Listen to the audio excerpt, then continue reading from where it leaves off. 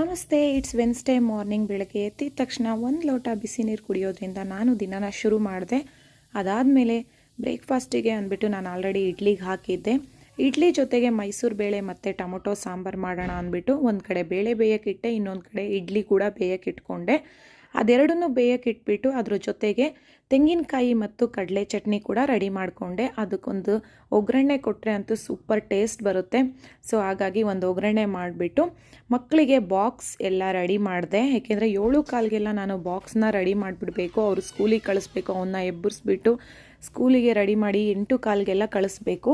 ಹಾಗಾಗಿ ಬ್ರೇಕ್ಫಾಸ್ಟ್ ಎಲ್ಲ ಮಾಡಿಸಿ ಅವನ್ನ ಸ್ಕೂಲಿಗೆ ಕಳಿಸಿದ್ಮೇಲೆ ಆನಿಯನ್ ಪಕೋಡ ಮಾಡೋಣ ಅಂದ್ಬಿಟ್ಟು ಅಮ್ಮ ಎಲ್ಲನೂ ರೆಡಿ ಮಾಡಿ ಕೊಟ್ಟರು. ಅದಕ್ಕೆ ಆನಿಯನ್ ಪಕೋಡನ ನಾನು ಬೇಯಿಸ್ಕೊಂಡೆ. ಅದಾದಮೇಲೆ ತಟ್ಟೆ ಇಡ್ಲಿ ಕೂಡ ಬೇಯಿಸ್ಕೊಂಡಿದ್ದೆ. ತಟ್ಟೆ ಇಡ್ಲಿ, ಆನಿಯನ್ ಪಕೋಡ, ಚಟ್ನಿ, ಸಾಂಬಾರು ಸೂಪರಾಗಿರುತ್ತೆ ಅಲ್ಲ. ಲೈಕ್ ಮಾಡಿ ಇಷ್ಟ ಆದರೆ.